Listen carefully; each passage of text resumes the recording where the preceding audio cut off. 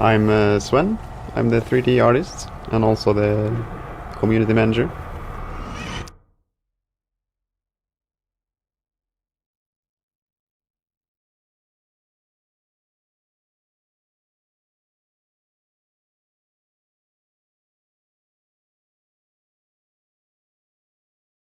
I did most of the props for the game and some of the level design and or not really the level design, but but you know, the placing.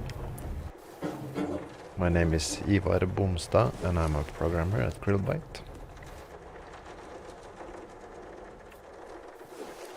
My name is Anders Ugland, and I worked as the lead designer on Among the Sleep.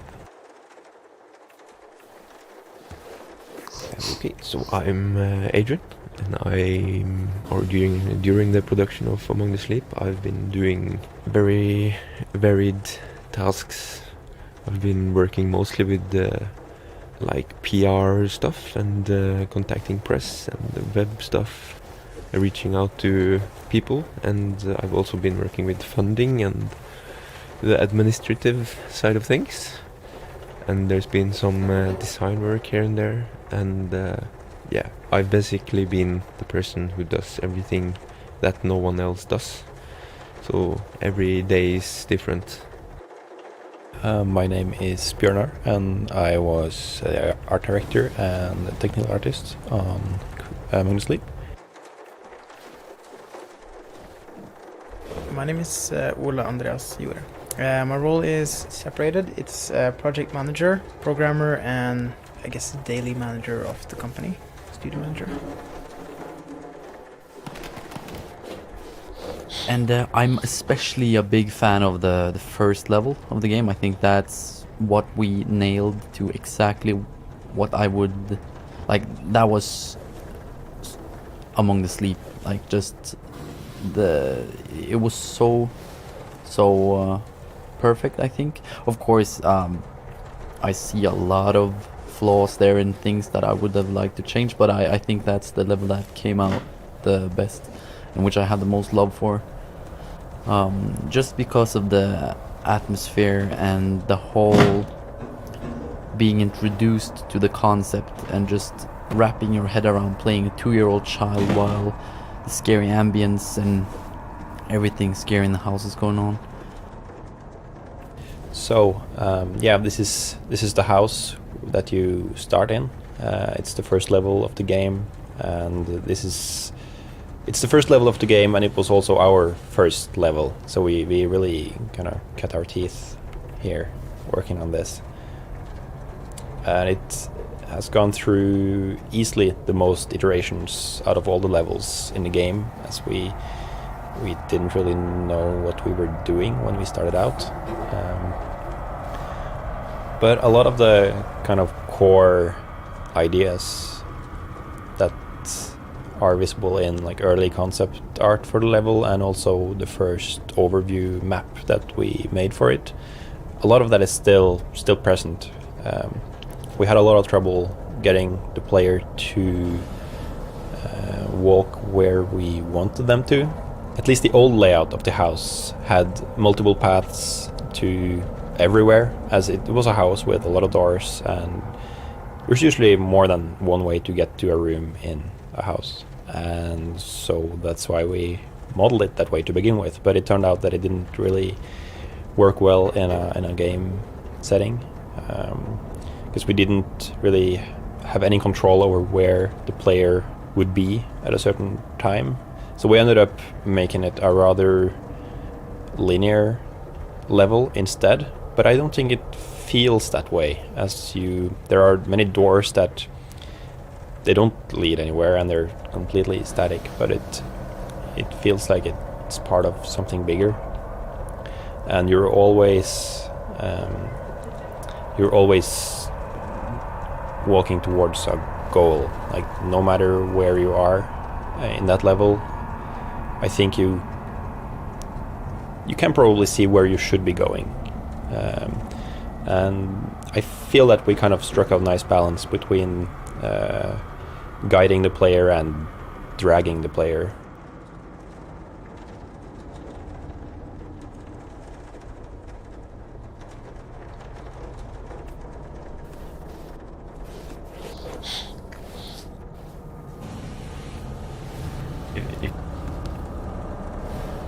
if you look in the hallway when you go into the hallway, I love the lighting here. How it sort of frames it really well. Like the lighting is so good at times that it hides a lot of things around it, and what it shows, like it sets the mood really well. I remember we were at GTC showing it, and I think there were some people coming from a couple of big studios to study how the lighting actually was in the game. Do you guys remember who? There was someone. DreamWorks. DreamWorks. A lady Yeah. from DreamWorks. That's so cool. Like they came out to check out how the lighting worked in our game, and they were interested, and they were like, yeah. And you can clearly see it some places. That's like the first hallway for me always does it when the light goes off after you've been thrown out.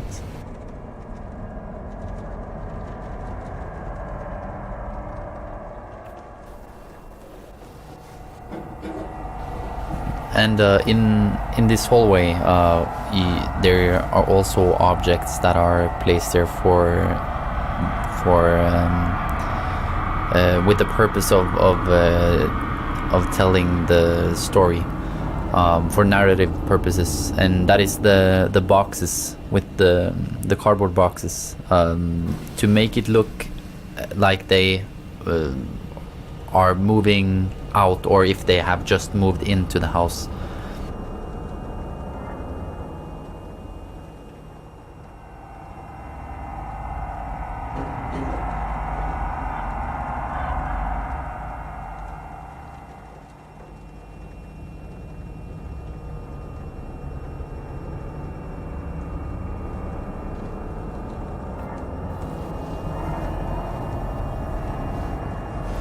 Here you also start hearing like the first kind of scary sound of the level, which is the dishwasher, washing machine that would later turn out.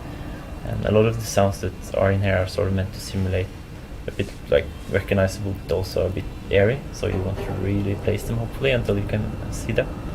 That was a lot of the approach for the audio, at least for the ambience.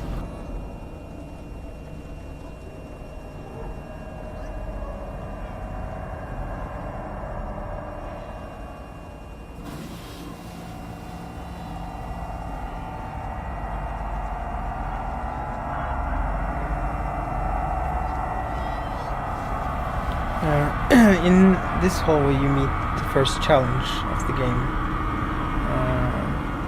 At least the first challenge we designed, I guess. Just a simple explanation of what kind of physical challenges the child could go through.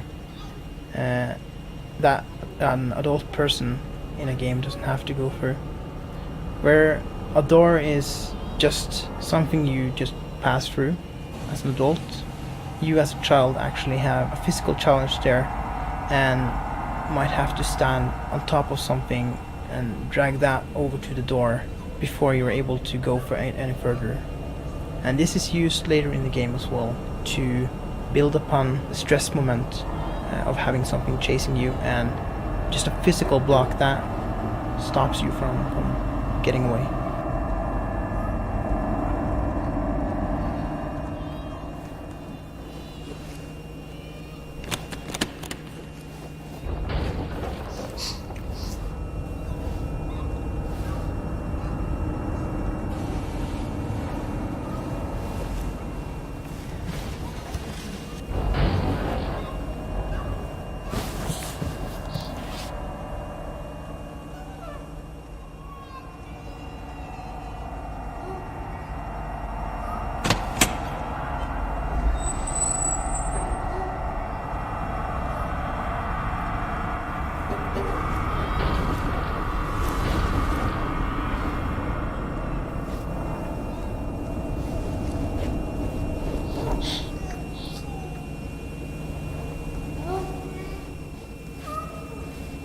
I must just say I love the sound of the gate here.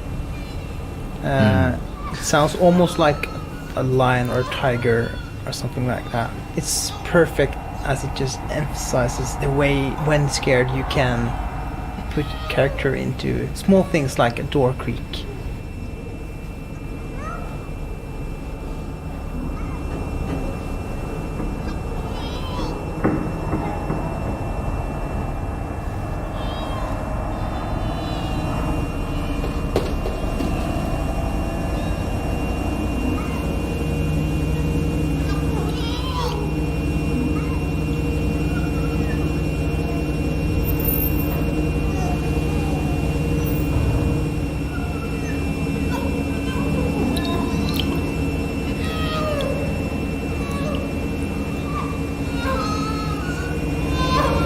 a little fun trivia is that Teddy being put in the washing machine is had I guess a deeper purpose in an earlier iteration of the game, where like we touched upon earlier barely, where Teddy was the antagonist of the game, of the story, and so we wanted the player to see Teddy being carried out of the room by something seemingly invisible, and then being put. If Teddy was put in the washing machine and something horrible happens to him, then the player would. We hope that the player would not suspect Teddy.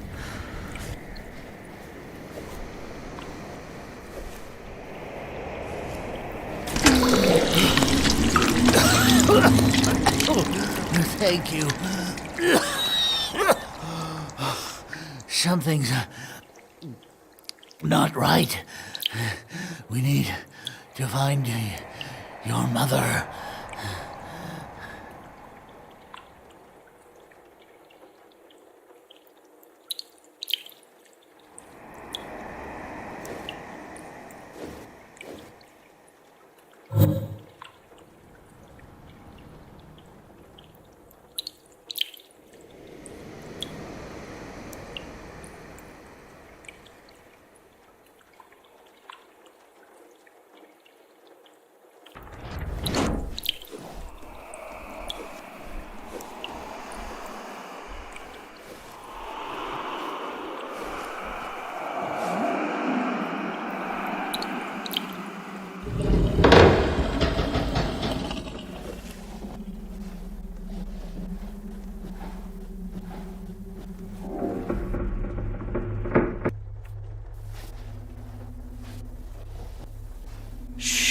We have to be very quiet. We can't let it find us.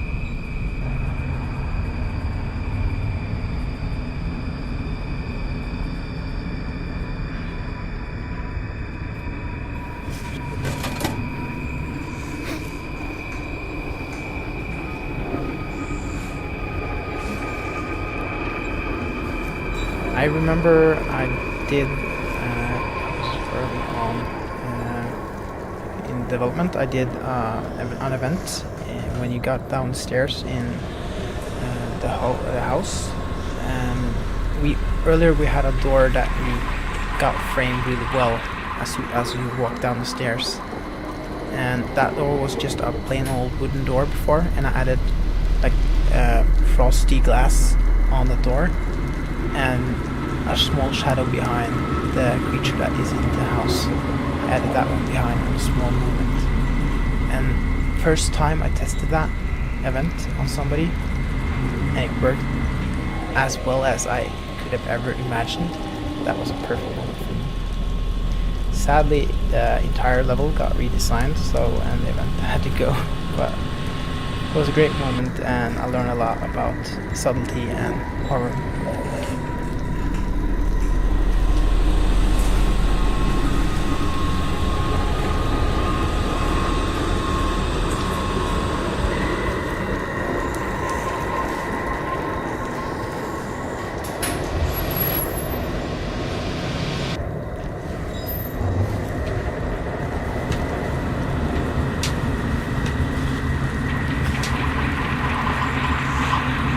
Yeah, the first whole way downstairs. Downstairs we're gonna rev it up a bit with more intensive sounds.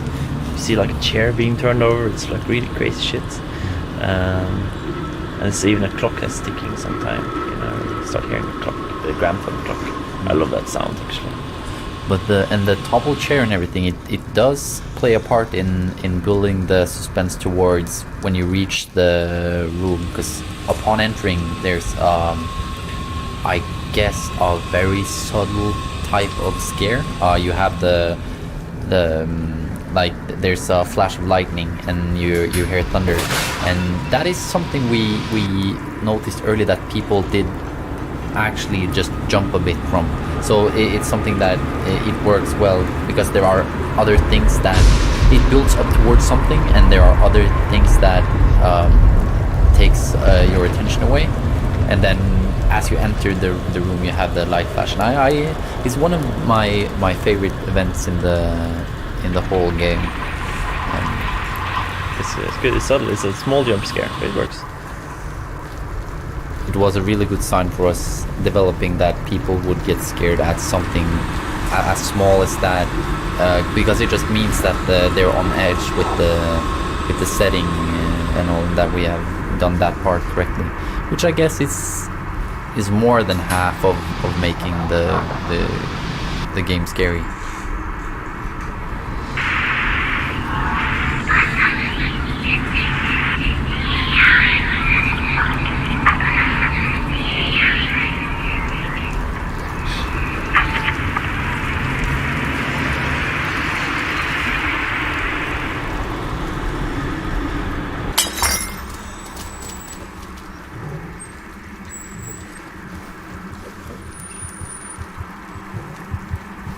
Also, this event with the apples, I'm also really fond of. Just the hearing sound and seeing something physical and moving just makes the physical presence of whatever dangerous thing is in the house just feel a lot more real and a lot scarier.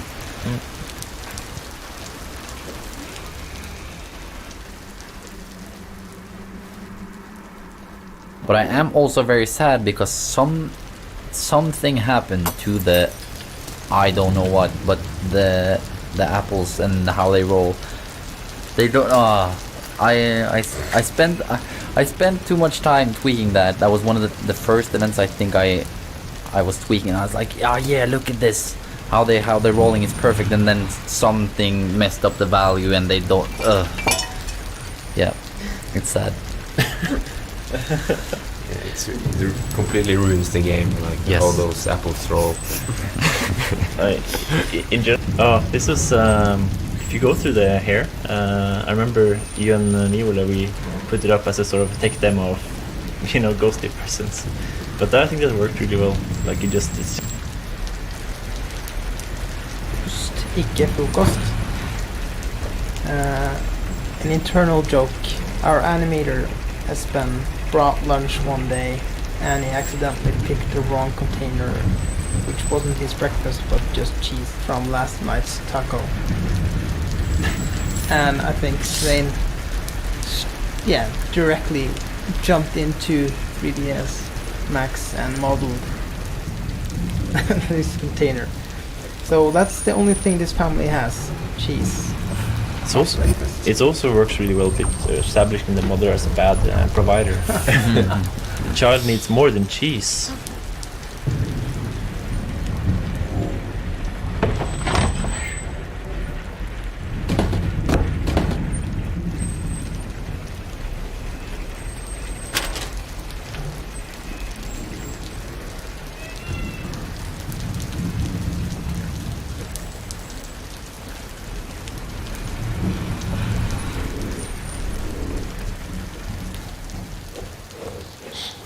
I think also this was what people saw in the trailer, the teaser, the first thing that got really famous. So I think in many ways for a lot of people this was the game for 2 years until they started playing it. And that was also interesting when we worked with the game to know that this is the expectations. Like this is defined as what people know the game is. So I think we always kind of try to figure out how can we work on the game. What is the game, and what will people expect? How can we work with that? That was definitely an interesting thing about working with putting sounds in and probably designing and everything. We had this sort of thing as the not status quo, but as a defining level.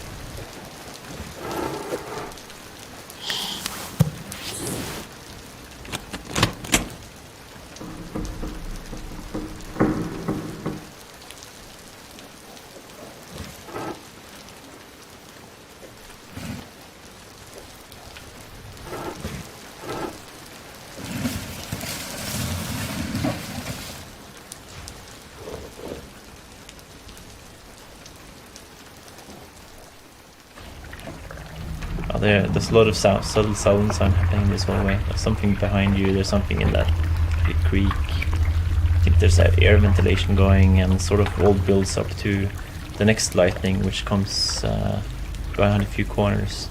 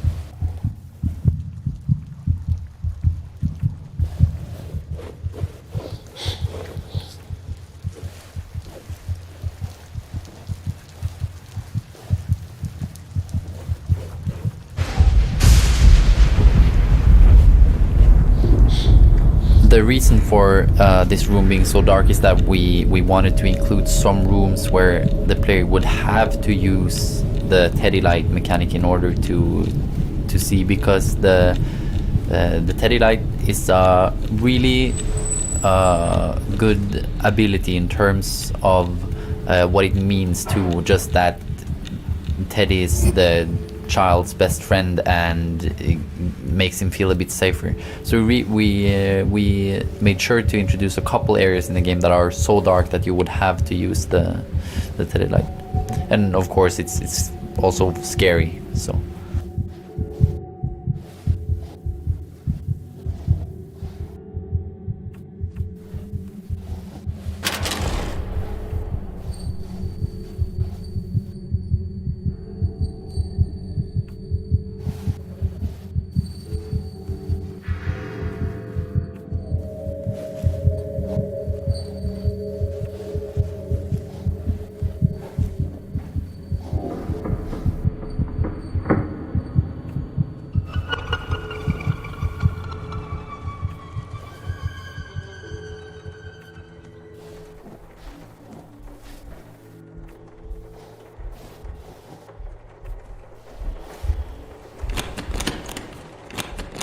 So you peek through the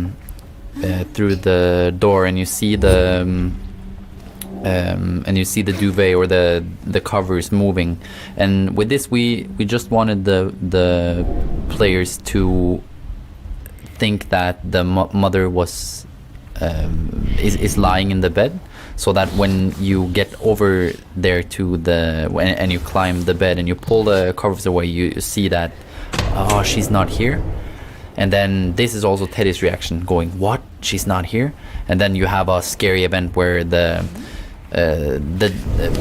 can see the door handle being jerked, and it looks like as if someone's trying to get into the room, which is just a representation of the child's distress of being alone and just not knowing where the mother is.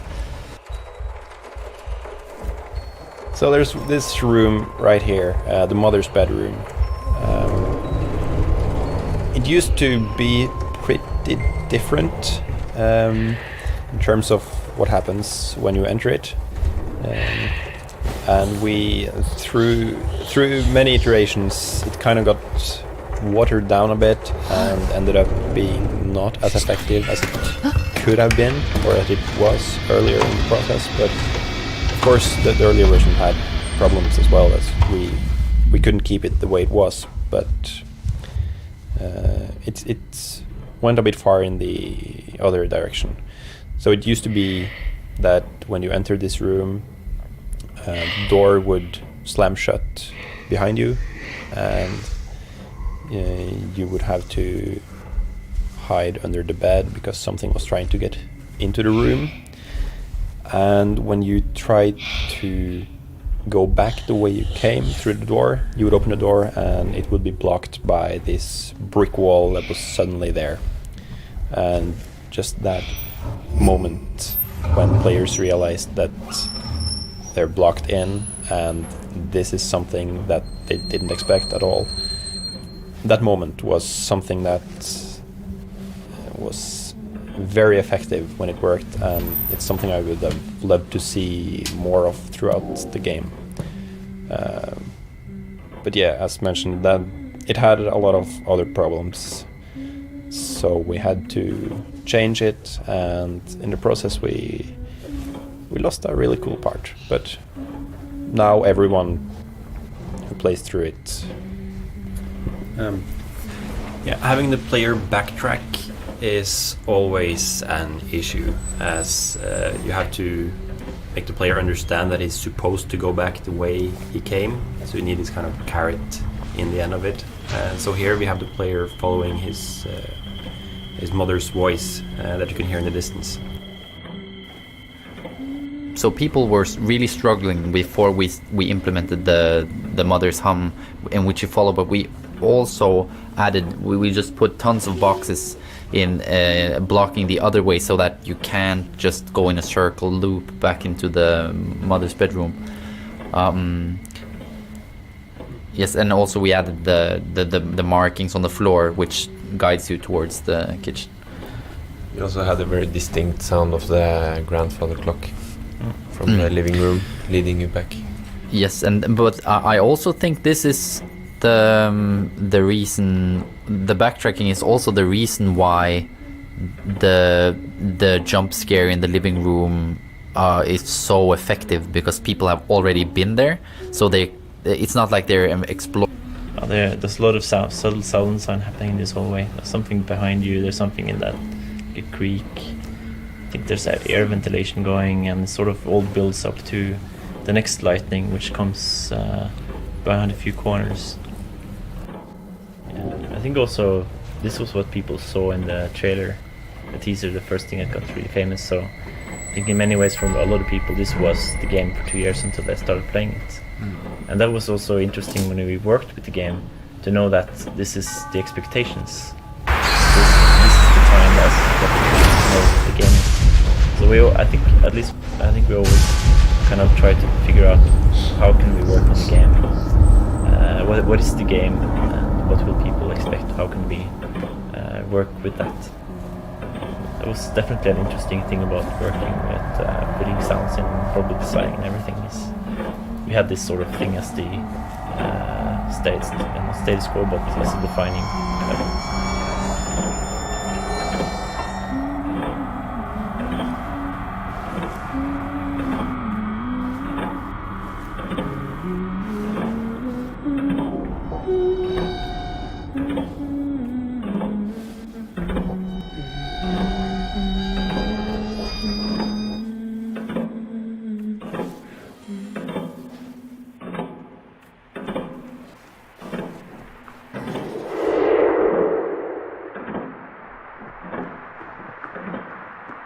It's I love her. her song too. Hey! This is Trollmor Hello? Storkrise, which is a Swedish song, but basically it's all Scandinavian. Everyone is Scandinavian. It's you and me. It used to belong to your grandma. I guess she can't hear us. And she seems so distant. Maybe it's more like a memory of her?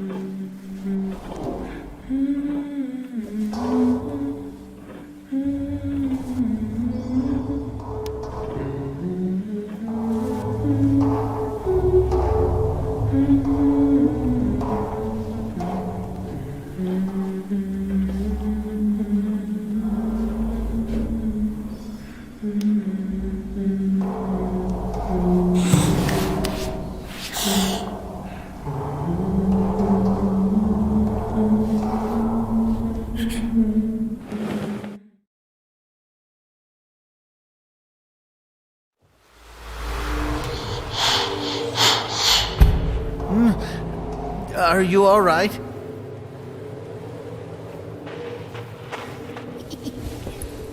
Whoa. What is this place?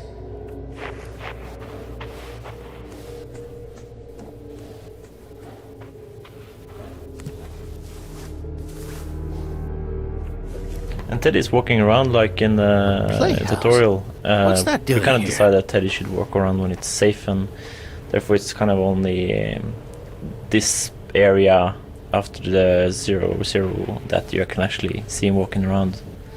Sort of to not make him overpowered, and to make you feel a bit more alone also.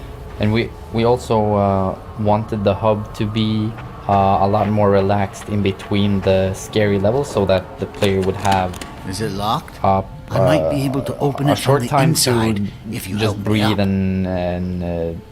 and play in a comfortable environment.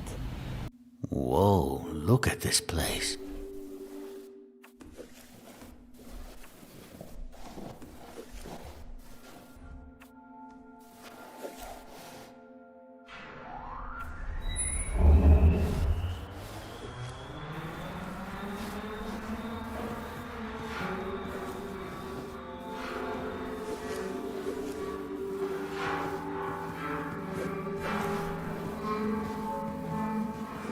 Listen. There it is again.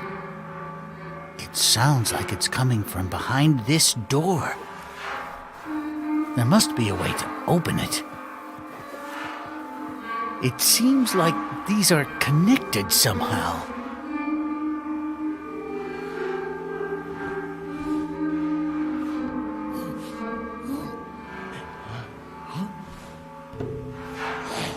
Maybe it requires some sort of key. Is there anything we can use?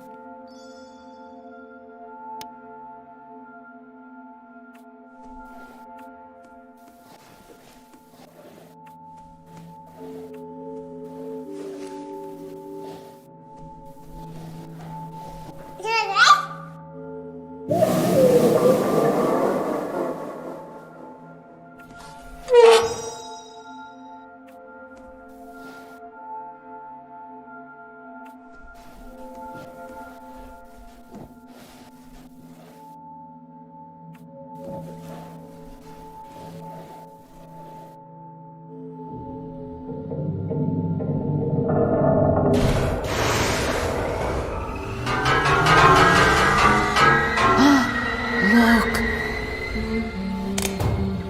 Buttons!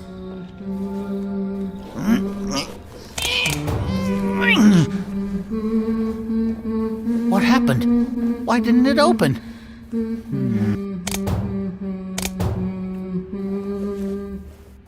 Yeah, so this is the only place in the game where the player Maybe we have to can press both see at the same time. his progression. Because here you have these That's it. canisters for the objects that you collect in the levels. It seems like and you the can memory see we here shared already that you are missing unlocked the 3 of them. door. So this is something we added to If we can find both more to showcase memories the like objects this, that you had found it and to might give bring us to her. It looks like we need 3 more.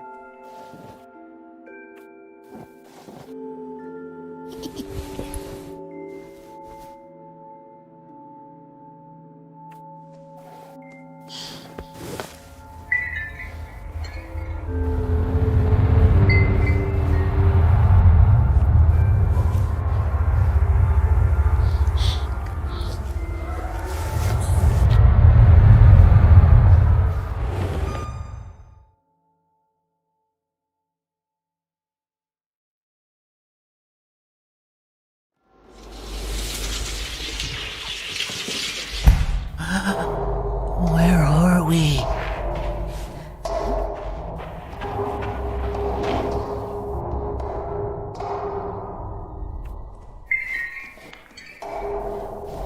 This level was originally just kind of a bridge from reality to fantasy. So it was really short, and you just walked in one door and out another through a tunnel.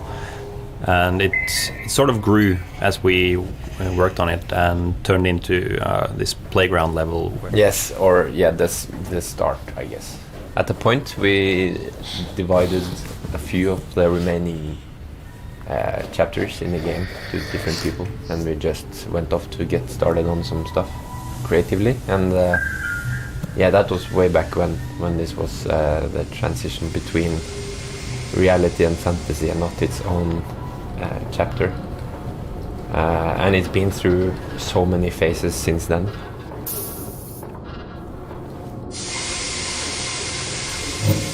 Who is this? Is this the little baby?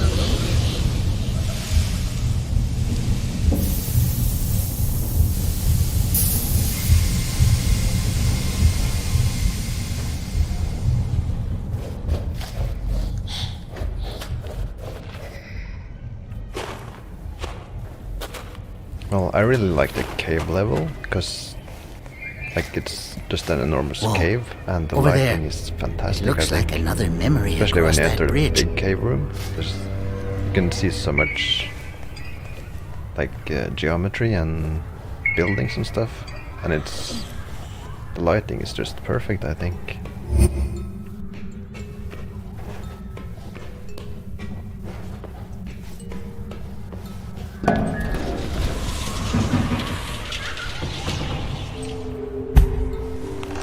Is there a way up this tower?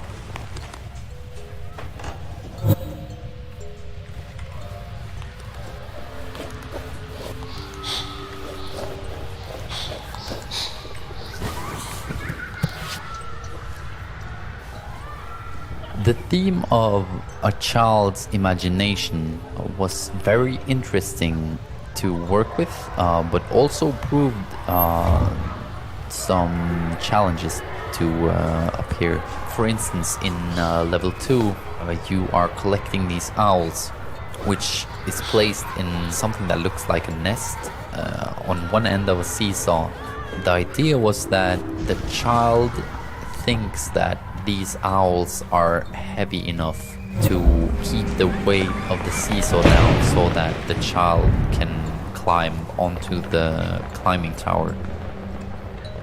And because this is the child's perception of reality, then that is the reality.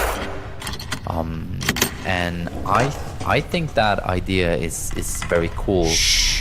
The problem with it is that this is not something that is in any way, shape or form explained within the game, and so that a lot of people just don't understand.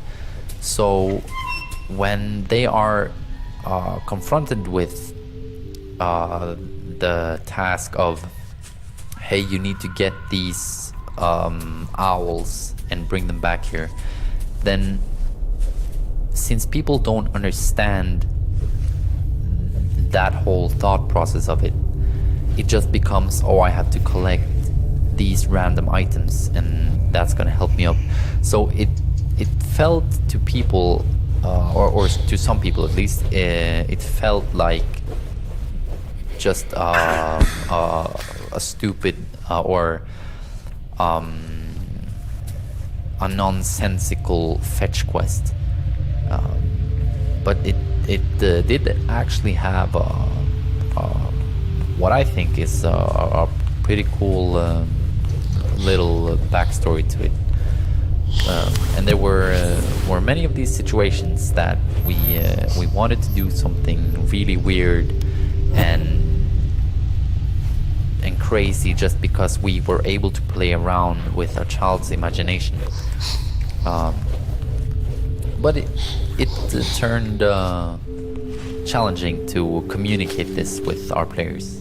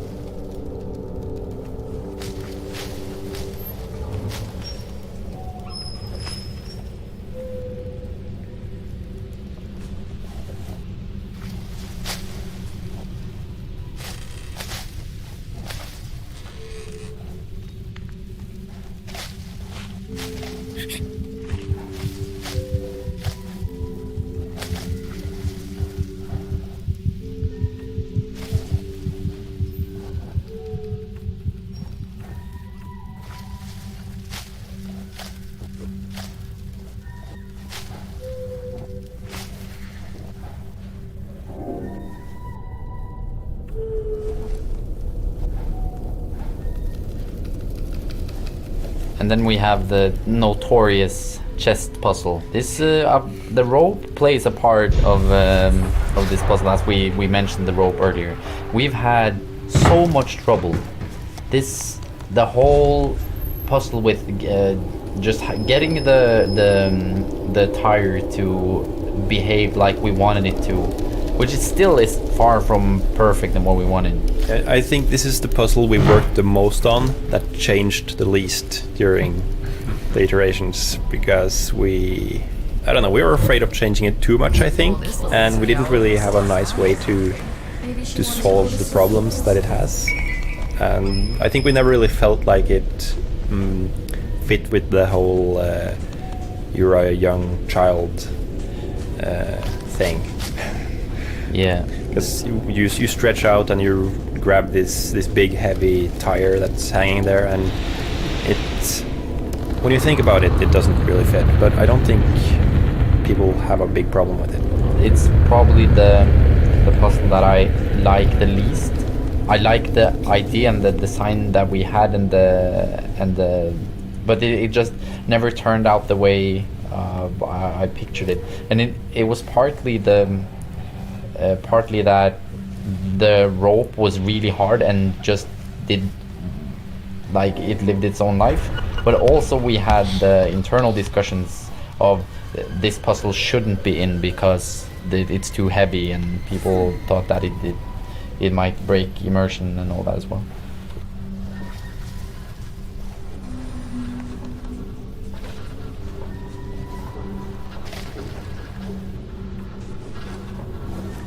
Tell us about saving, loading and stuff. Well, basically for about maybe 1 or 1.5 years we had no saving whatsoever, and then we had to add that to the game because it was a feature we really needed. So yeah, so basically we added that like way too late into production, and there was the game was not prepared at all for loading from any stage. So we had to do a lot of work to make that a possibility, and then we had to test it a lot and find all the weird bugs, like loading from a specific point in the game and maybe a chair was not positioned correctly, so you'd get stuck in a door or something. Yeah. So saving, loading is something you would recommend people maybe to start from the beginning with?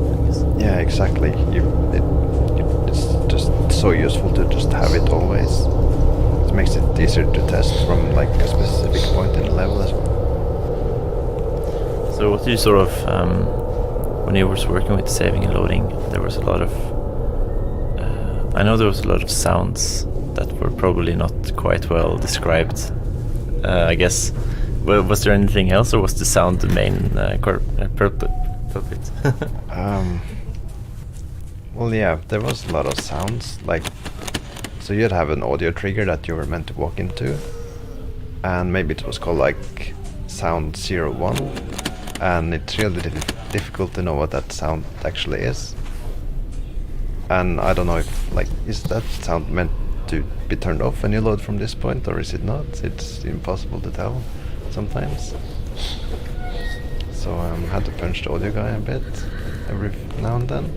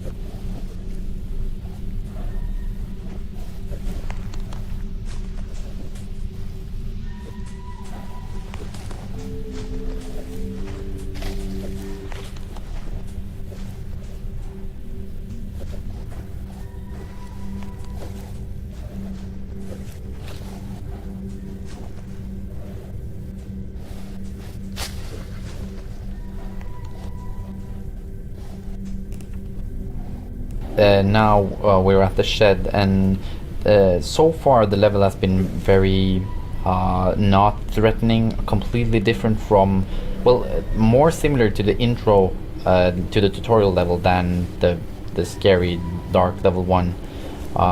But here we wanted to surprise the player by having the player to go into the shed and pick up the owl, and then you would hear the sound of footsteps, children running, and then the door being slammed and then shut, and then it would open after a while, and the setting would have been completely changed.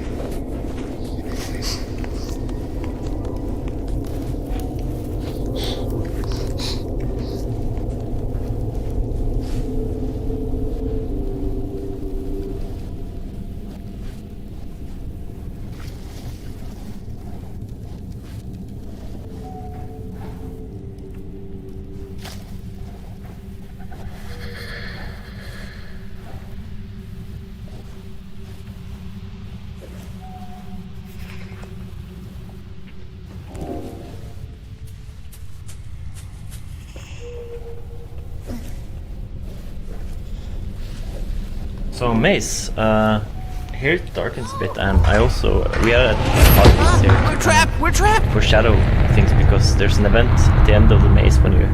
It's also very claustrophobic, but at the end there's like this place, and you can see it leads down, and if you go down you're trapped, and so it starts kind of being. I think when we tried the game, at conferences or expos and whatever, it was the people who already were prepared to be scared.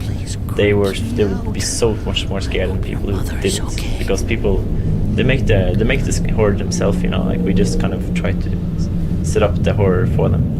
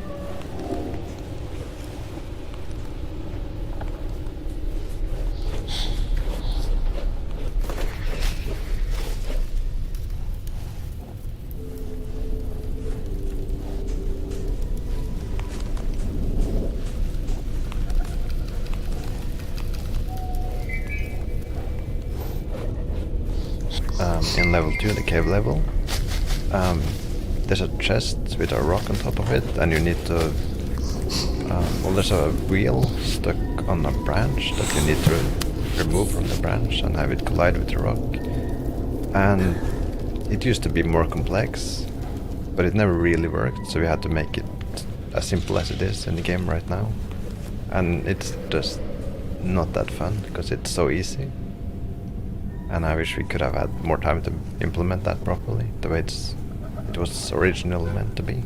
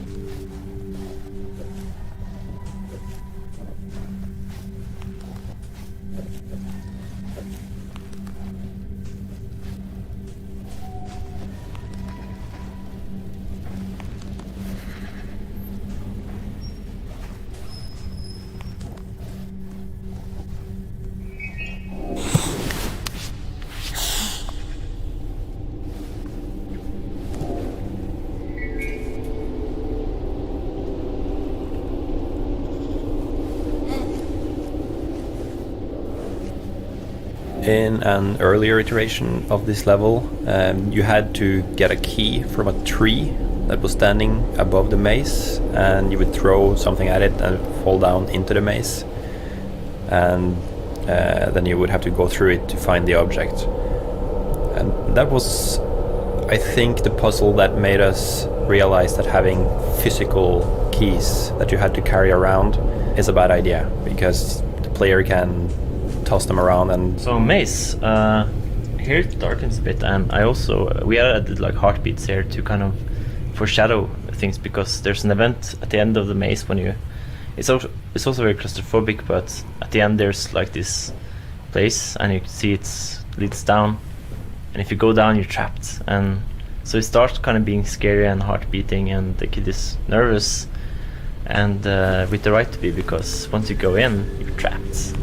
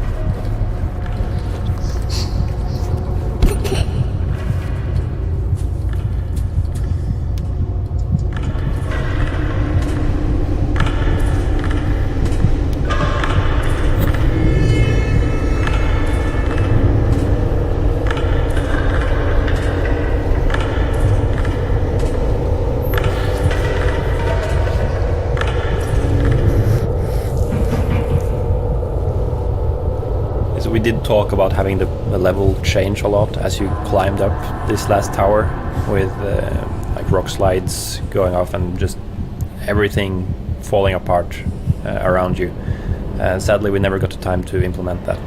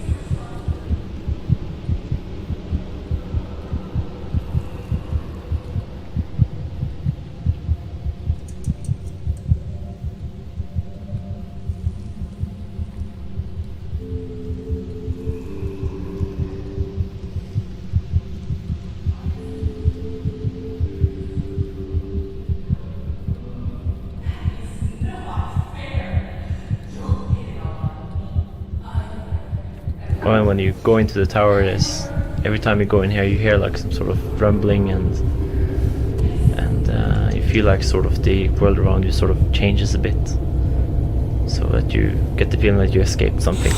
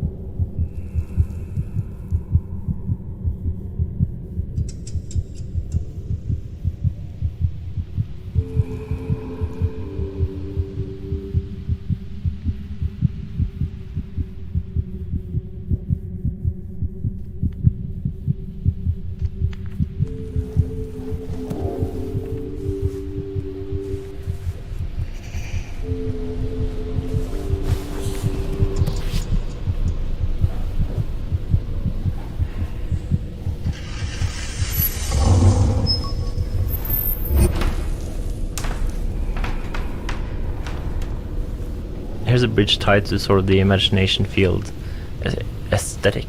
So it sort of exists as a part of extension of the imagination area.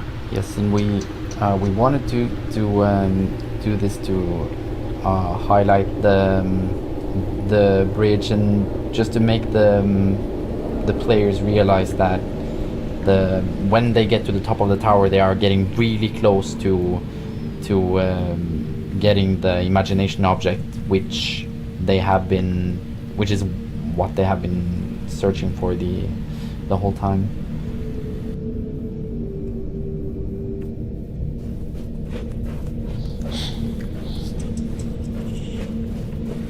These memory fields, or imagination fields as we call them, they came into being when we realized that we needed to have more concrete goals for the levels. Because in the beginning, your objective in a level was to go and find the exit. So we needed these key fragments that you would collect as you go through the game in order to unlock the final door or something like that. So we needed to put these objects into the levels in a way that the player would recognize when he or she encounters it.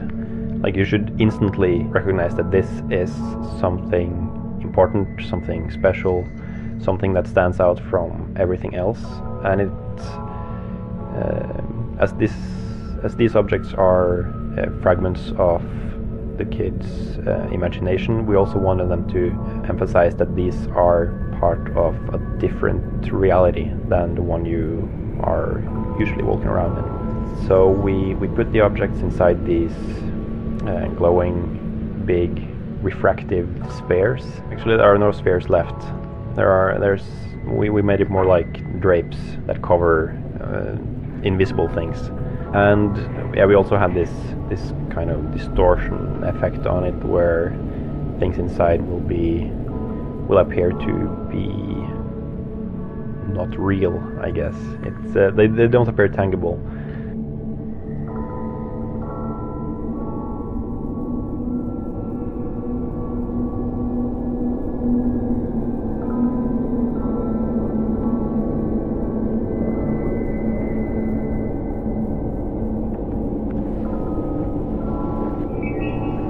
Do you want to hear the melody again? All right, one more time. Then it's time for bed. So these imagination fields felt very empty and boring for a long time, because all that was in them was these single objects that you didn't really have any connection to, because this was the first time you were properly introduced to it, and you just picked it up and moved on and found the end of the level. So it didn't have the impact that we wanted it to have, because these are like the main objectives or sub-objectives in the game. Yeah, so we needed to connect these areas to the mother in a way. So yeah, what we did, as you can see here, is that we put her in here and we posed her in a way that could be related to the object that was in the field. Like the toy elephant, she will stand up and she will hold it as if she's playing around with it in front of the kid. And the book, for example, she will sit, she will kneel, and she will hold the book in front of her as if she's reading for the kid. We wanted it to be connected to the memory that the kid has of the mother.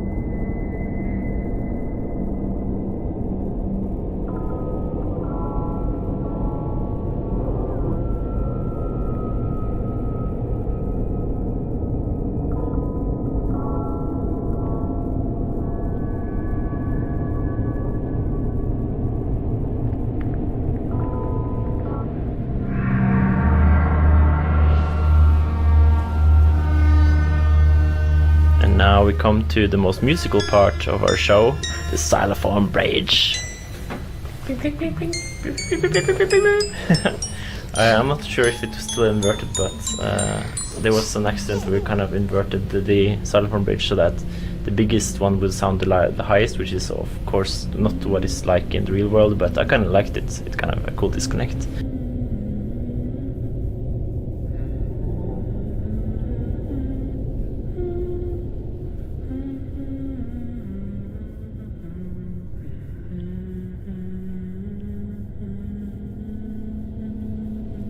The one responsible for the sound system was also the one responsible Finally. for everything. We must be getting AI, closer. and the AI was always much more broken than the audio.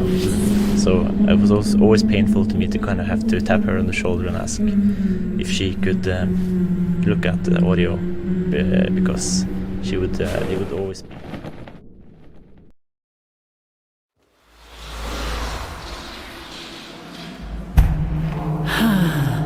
We made it back.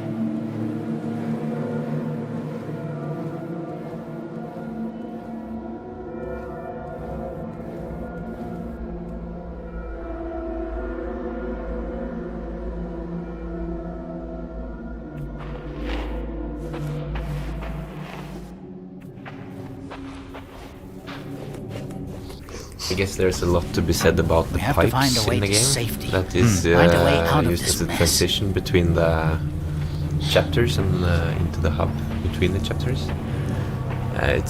It's basically a relic from an earlier version of the story. I don't know, Anders, would you like to elaborate?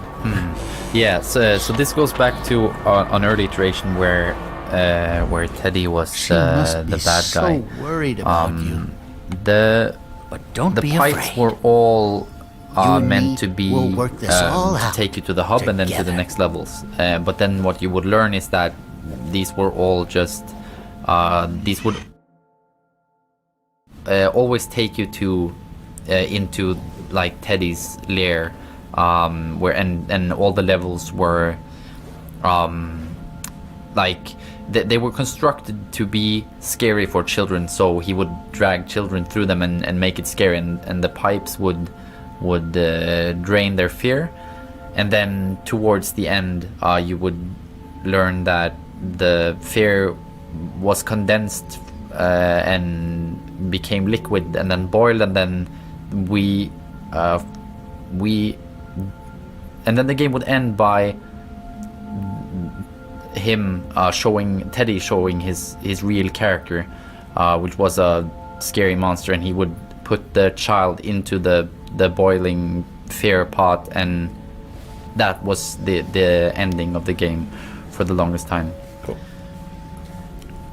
There was also a huge chapter, the last chapter that was cut, which basically takes these metal themes of these pipes and sums them kind of up in this huge machinery, so you can't get their role, as you wouldn't understand that during the game. Yes, she sounds clearer now, don't you think?